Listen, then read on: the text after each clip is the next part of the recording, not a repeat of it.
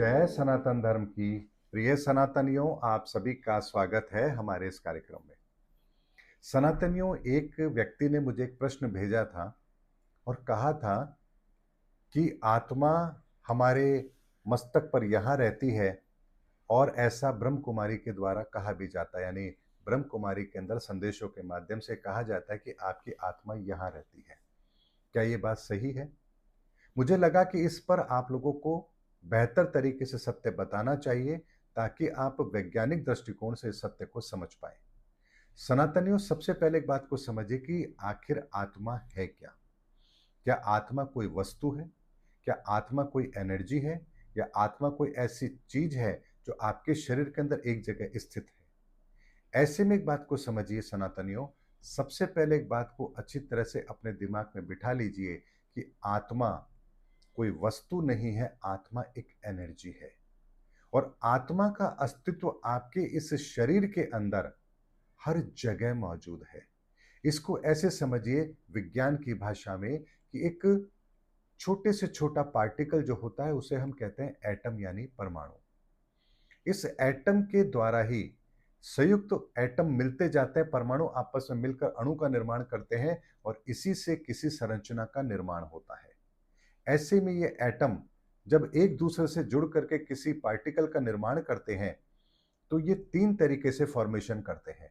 या तो द्रव्य के रूप में करेंगे, या गैस के रूप में करेंगे, या ठोस के रूप में करेंगे। इसी तरीके से हमारे शरीर की भी संरचना के अंदर वो एटम का बहुत बड़ा रोल है। वही एटम हमारे इस शरीर के अंदर तीन तरह की प्रक्रियाओं को जन्म देता है, जिसके द्वारा हमारे शरीर में ठोस, द्रव्य और गैस तीनों तरह के पदार्थों की रचना होती है। ठोस के रूप में हमारा ये शरीर बनता है, हड्डियां बनती है और मज्जा बनती है। द्रव्य के रूप में हमारे शरीर में पानी और रक्त है जो हमारे शरीर में फ्लो करता है, यानी हमारे शरीर के अंदर 70% पानी है और रक्त भी है जो हमारे शरीर के अंदर प्रवाह करता रहता है। ऐसे में उस एटम के द्वारा ठोस रूप में शरीर का निर्माण और द्रव्य रूप में रक्त और पानी की उपस्थिति हमारे शरीर में, इसका निर्माण होता है।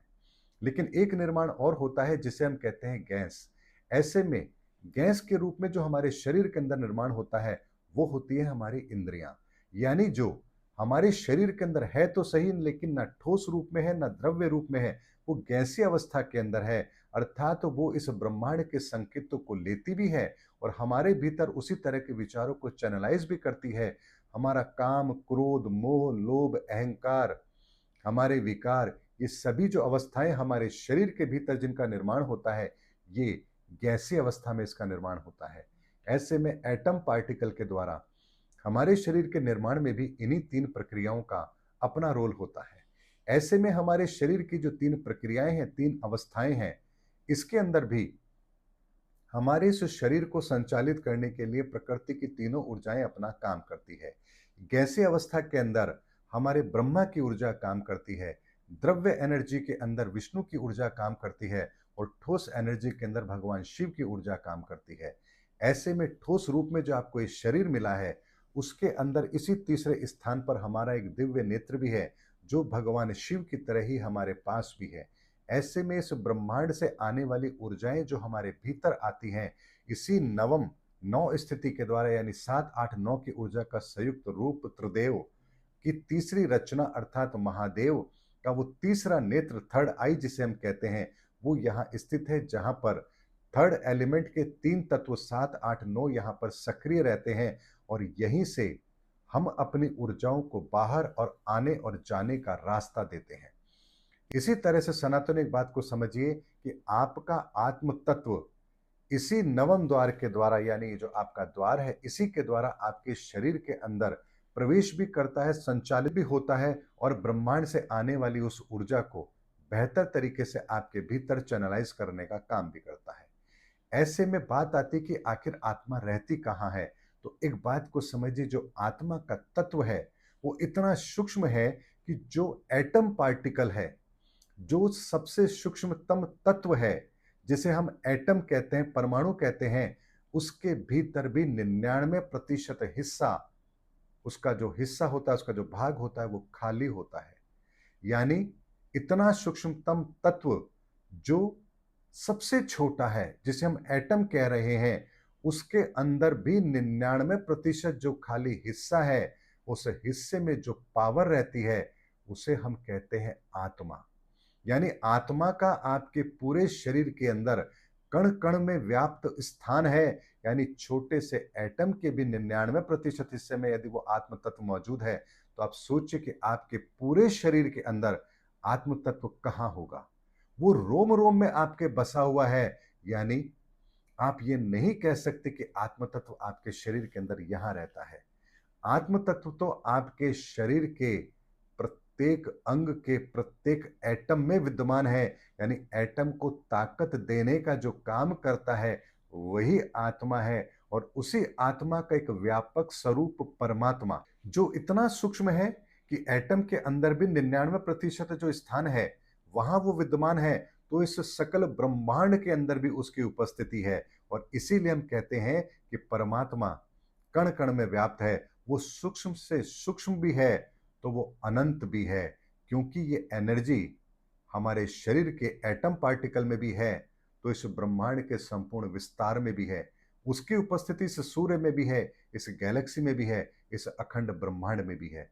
इसीलिए सनातनियों, आत्म तत्व को जानने का मतलब ये होता है कि आपने अपने शरीर के उस हिस्से को जान लिया, उस रहस्य को जान लिया, जहां से आपका ये शरीर उस एटम पार्टिकल के बाद में रचना लेना आरंभ करता है और एक दिन एक संपूर्ण शरीर के रूप में आपके सामने होता है और इसमें भी 3 तरह की प्रक्रियाएं होती हैं, ठोस, द्रव्य, गैस, जिसके द्वारा आपके शरीर का निर्माण होता है और उसके द्वारा आप अपने इस जीवन को बेहतर तरीके से संचालित कर पाते हैं। और यही नियम इस ब्रह्मांड के अंदर हर जगह पर लागू होता है, हर चीज की उपस्थिति में लागू होता है और इसीलिए कहा गया, इति ब्रह्मंडे सोहि पिंडे, यानी जो कुछ संरचना ब्रह्मांड की इस ब्रह्मांड के बाहर हमें दिखाई देती है, उसी मैकेनिज्म के तहत हमारे शरीर का निर्माण होता है। इसीलिए केवल थ्योरी की बात नहीं है कि हाँ, आत्मा यहाँ रहती है। अगर आत्मा यहाँ रहती है, तो क्या साइंस के द्वारा ये बताया जा सकता है कि आत्मा कहाँ रहती है? नहीं बताया जा सकता। लेकिन आत्मा हमारे एटम के उस पार्टिकल के भी 99% हिस्से में एनर्जी के रूप में रहती है और ये बात विज्ञान भी मानता है कि एटम के अंदर भी 99% स्थान खाली है, जहां कुछ तो ऐसा है जो उस एटम को सक्रिय करता है या इतनी ताकत देता है कि वो दूसरे एटम के साथ मिलकर के किसी पदार्थ की रचना कर सके। इसीलिए सनातनियों, चाहे आत्मा हो या परमात्मा हो, चाहे भगवान शिव का अर्धनारीश्वर रूप हो या ब्रह्मा विष्णु महेश की रचना हो या क्षीर सागर का रहस्य हो या हिमालय का रहस्य हो या ब्रह्मा जी के कमल पर विराजमान होने का रहस्य हो, हर रहस्य विज्ञान के पैमाने पर खरा उतरता है। पर शर्त यह है कि आपको सनातन का विज्ञान पता होना चाहिए, जिसके द्वारा इन रहस्यों को जाना जाता है, समझा जाता है। इसीलिए आज के बाद यदि कोई ये कहे कि आत्मा कहाँ रहती है, तो आपका उत्तर यही होना चाहिए कि आत्मा हमारे शरीर के सबसे सूक्ष्मतम कण एटम के अंदर भी जो 99% स्थान है, उस स्थान के अंदर जो ऊर्जा है, वही आत्मा है और यही आत्मा इस ब्रह्मांड के सर्वोत्तम शक्तिशाली रूप परमात्मा का अंश है। सनातनियों, मैंने स्पष्ट रूप से आप लोगों के सामने आत्मा का वर्णन किया है, जो आपके हर पैरामीटर पर खरा उतरेगा। इसे चाहे आप गणित के पैरामीटर पर अप्लाई कीजिए, साइंस के पैरामीटर पर अप्लाई कीजिए, फिजिक्स, केमिस्ट्री, बायोलॉजी, आध्यात्म, किसी भी पैरामीटर पर आप इसको अप्लाई कीजिए, आपको आंसर एक ही मिलेगा। उम्मीद करता हूं सनातनियों, मेरा वीडियो आपको जरूर अच्छा लगा होगा। अगले वीडियो में आपसे फिर भेंट होगी, तब तक हमारे चैनल पर बने रहिए। जय सनातन धर्म की, जय सनातन विश्व, जय धर्मयुग की।